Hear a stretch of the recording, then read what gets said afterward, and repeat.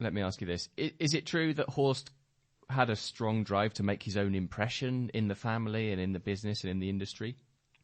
Horst Dassler wanted to make an impression, definitely, but he was it's hard to explain.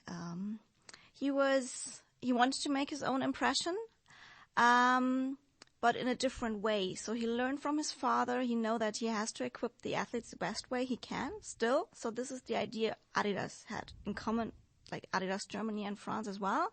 But he saw the changes in the world very early because he was traveling that lot. And he got the feelings from other people, what is changing. So that's why when he was working together with U.S. distributors and he got some hints from them that something is changing in the U.S. market, he was very open to hear this. Why did he decide to develop a basketball shoe then? There were already basketball shoes existing. Also, Adidas Germany developed a lot of basketball shoes. But he saw, together with the U.S. distributors who were giving him the hint that the U.S. market or the U.S. players, well, basketball is like the main sport, they were all playing in canvas shoes at that time. So they were not using leather. And canvas, if you have like this hard game and also like the needs for this game, and canvas is not that perfect material. So he saw that there has to change something in materials, and that was the idea that he said, okay, maybe we should do also a basketball shoe that's made out of leather. So the open-minded Horst Dassler saw an opportunity within the basketball game, that there was the opportunity to make a technical shoe which was better than what the players were wearing. Exactly. He saw that they needed another shoe. They needed something else that is more protectable also for the foot to protect against injuries. And it worked out quite well beforehand because Adidas Germany was already doing leather basketball boots, really basketball boots that were very heavy. So they had the idea to have like a basketball leather shoe that is lighter, that is comfortable to wear at the game, and to protect the basketball players. What was his relationship between Clifford and Chris Severn?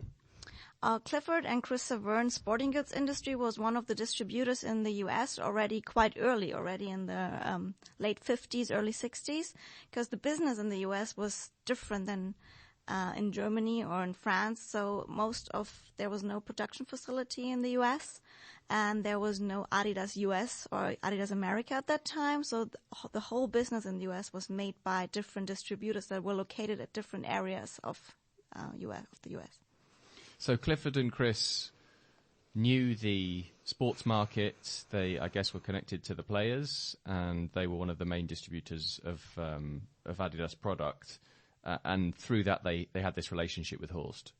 Through the distribution, they had the relationship with Horst, exactly. And what was happening in the sport of pro basketball at that time? So who was the dominant footwear manufacturer?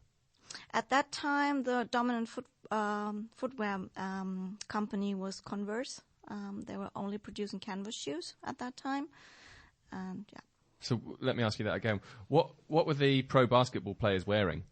The pro basketball players at that time were mostly wearing canvas shoes made by Converse. So is that the Converse All-Star then?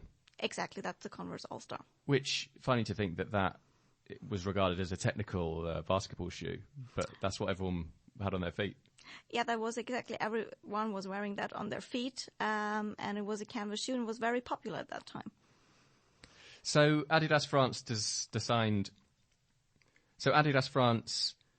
designed a radically new basketball shoe, and it was called the Super Grip. Exactly, the shoe no, was I'll ask you known. that. Sorry, I'll ask you in a different way.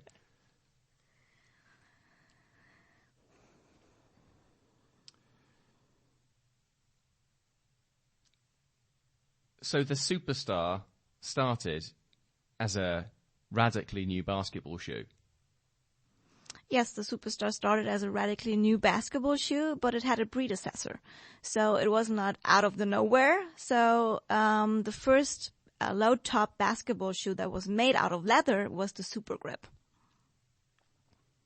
Just tell me that in a sentence. The predecessor to the Superstar was the first low-cut basketball shoe, which was called the Super Grip.